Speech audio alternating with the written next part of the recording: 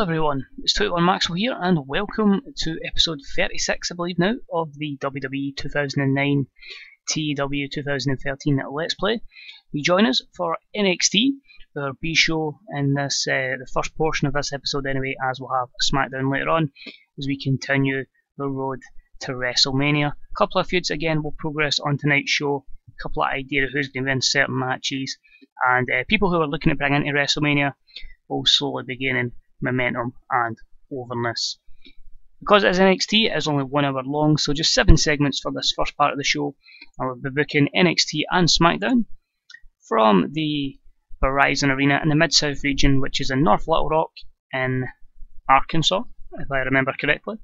My geography isn't the greatest, but yeah, small show for NXT, and then we'll be cracking on with SmackDown. So enjoy it, guys. Here we go, NXT. We start off with Paul Heyman in the ring. Ladies and gentlemen, since this is my show, I will give my client the best opportunities to progress his career. So tonight, Wade Barrett will take on Matt Hardy in what should be a blockbuster main event and a sure thing victory for Mr. Barrett. So, nice opening segment, a B-73 reunited storyline, whatever I'm going to call it, has progressed with this segment. No skill improvements and all good there from Paul Heyman with high morale and a good gimmick. Our opening contest in a match that had some good action but not much in the way of heat. Carlito defeats Tyson Kidd in 10:36 by pinfall with a backstabber. This was a C-59. Continues the Crime Time and Hart Dynasty storyline, so we've maybe added the Colognes into that. We'll have to wait and see, but Tyson Kidd improves his performance skills. Negatives were more of them with holding back, poor gimmicks and motivation.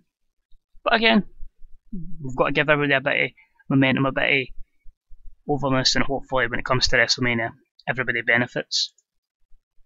In a match that had some good action but not much in the way of heat, Seth Rollins defeated Finlay in 8 minutes and 2 by pinfall with a handful of the tights. This was a C-rated 63 match and an opportunity to put Seth Rollins over. Nothing from the road agent report. Nothing from skill improvements. The dirt sheets were just mostly for Finlay, so that's always a positive for Seth Rollins, and hopefully he can only continue to get better. And about the featured great action and great heat from the audience, The Big Show defeated Kofi Kingston in 11:01 by pinfall with the knockout punch. This was a B-72. As you can see here, the Money in the Bank storyline has continued, so are we going to be seeing both these gentlemen in the Money in the Bank match? Remains to be seen. No skill improvements. And the dirt sheet mostly for Big Show, so that again, all positives there for Kofi Kingston. After the match, the Big Show says, "Let this be a message to everyone taking part in the Money in the Bank ladder match. Step in my way and I will squash you just like a bug, just like this punk kid Kofi Kingston." So a B+86, Big Show putting out a warning for Money in the Bank. Continues the storyline, no skill improvements, only one negative was a short segment, but overall very good again. Our main event, and about that featured great action and a good crowd. Wade Barrett defeated Matt Hardy in 12:06 by pinfall with the Wasteland. This was a C+70. Paul Heyman and Wade Barrett, great stuff again. The Reunite storyline has advanced with this segment. No skill improvements, which is disappointing. Negatives here mostly for just holding back, so all positives in that front. Hopefully that can get better over time. Disappointing way to end the show. Wade Barrett doesn't even celebrate his victory. He continues the beatdown of Matt Hardy. He sets him up for another Wasteland before Matt's brother Jeff runs in and makes the save. He hammers Barrett with lefts and rights and hits the twist of fate. He quickly scampers before the rest of the Nexus get to the ring to save Barrett. So a C-56. Wade Barrett came across well. Jeff Hardy really underperforming here, but Jeff always will come to the help of his brother. The Reunited storyline has continued. No skill improvements. Negatives are all going to be for Jeff Hardy, so he's not the greatest in this mod. So overall, a C-65. The general feeling is we don't have enough storylines going on. It sounds bad, but some of those will take place on SmackDown, and hopefully, we'll get the storyline sorted and everything will be over 65 pop. So that is it for this part of the show, guys. We'll be straight back with Friday Night SmackDown. Here we are, folks, with the SmackDown portion of the show. just 8 segments today, as we have a lot of matches to get through and a couple of segments which kind of direct us in a proper direction towards WrestleMania. It does make a lot of things a lot more clearer. And of course we have one pre-show match as well, which is just really because we have nothing booked for Punk as of yet. As I say, there is still the guys we're looking at coming in potentially to change WrestleMania plans. We won't find out their status till probably next episode, possibly even a couple of episodes down the line, depending how long negotiations take. But I say, short show. Hopefully it gives you an idea where we're going, and hopefully it's a really good show. So here we go. So it is a 17,000 attendance here, and in a match that had some good action, but not much in the way of heat. CM Punk defeats Fergal Devitt in 8:28 by pinfall with the Pepsi Plunge, a C+67. The match was too long considering that Devitt was there, but CM Punk came out of it looking very good. No skill improvements, negatives, mostly for trying to go all out. And what else we got there? Just inconsistency and the pushes involved. Ladies and gentlemen, welcome to Friday Night SmackDown, and what a show we have for you tonight. So this is Teddy Long, that promo. Now Raw may have its WWE Championship match sorted for WrestleMania, but here in SmackDown we have yet to determine an opponent for The Undertaker. So tonight I'm giving 4 superstars the chance to become the #1 contender, with one match happening this week and another one next week, and then the following week after that we will have a final to determine the #1 contender. So tonight Chris Jericho will face John Morrison, and next week Jeff Hardy will face an old rival in CM Punk, with the winner facing The Undertaker at WrestleMania for the World Heavyweight Championship. Holla, holla, holla. So I'm going to book in now for next week's SmackDown, because I know I'll end up forgetting Jeff Hardy and CM Punk, since that match wasn't booked. So that's Jeff Hardy and CM Punk. That's booked in, and that will auto. There you go. That'll be on next week's show. But I say Jericho Morrison's tonight, and then the following week will be the winners of both matches taking place to try and face The Undertaker at WrestleMania. In a match that had some good action but not much in the way of heat, the Hardy Boys defeated Kevin Steen and Sami Zayn in 8:44 when Sami Zayn was disqualified when Wade Barrett ran in and attacked Jeff Hardy. A B82 is a very promising rating for this segment. Both teams excellent chemistry, even the announced team was excellent. The We Unite storyline continues. Matt improves his rumble skills. Kevin Steen improves his technical skills. Overall a great advert for the tag division, and hopefully can really get that feud, get a proper bit of heat behind it.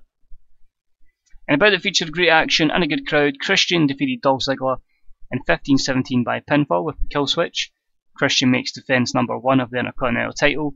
So Cena C+69, this was put together to give Ziggler his rematch and get the rematch out the way, but Ziggler unfortunately doesn't win. Negatives again are probably just going to be for prestige and just not as good as the last match, but it all sets up for the following to take place. Christian celebrates retaining the Intercontinental Championship, but wait a minute, there's a hooded figure in the ring. He pulls the hood down, Christian turns around, spear, spear, spear. Edge is back, and he speared the hell out of Christian. But why? So Edge has come back from his injury, he spears Christian, but why? So he just leaves the ring with a smirk and heads up the ramp. You Think You Know Me storyline continues from this. A B+86. You can pretty much be sure we're going to be having Edge versus Christian at WrestleMania. And a match that had some good action but not much in the way of heat. Tyson Kidd defeated Shad Gaspard in 9:27 with a springboard elbow drop. A C+70. Just a match giving the tag team division a chance to continue their storyline. Shad was off his game. No skill improvements here, and the dirt sheet has both mostly holding back and inconsistency.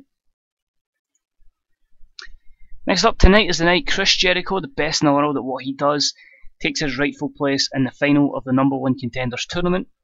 Even though it's a travesty that I have to go through this, since I've been screwed out of a one-on-one match countless times, I'm not surprised by the hypocritical nature of the WWE.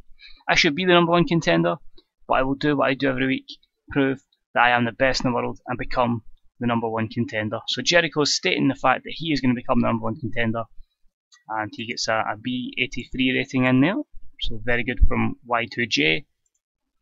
Match itself, and about it featured great action and a good crowd. Jericho defeats John Morrison in 14:50 by pinfall with a lion salt.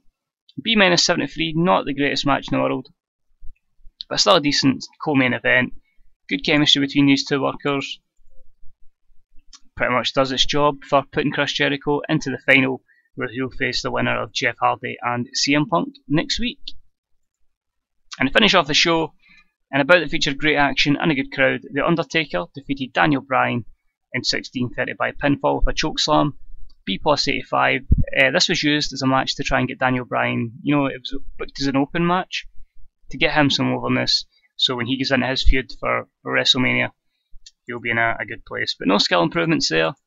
Match deserved better colour commentary. Negatives actually more so for The Undertaker than Daniel Bryan. And overall, a B82, which increases our pop in 4 regions. We'll quickly hit the continue button to see if anything has come up. This is about Kane. There was a short screen appearance by Kane on a national TV programme. He helped promote WWE, so that's all good. A web victory for Jim Ross, so he's the best announcer, that's also good. So they loved or hated NXT, very happy with SmackDown, and their emails is just NXT getting the same as last week. So not much to recap in the moment. There's a couple of matches that have been put together, but a lot of the feuds will take place over the next couple of weeks, and as we get closer to WrestleMania, we will have the card put together.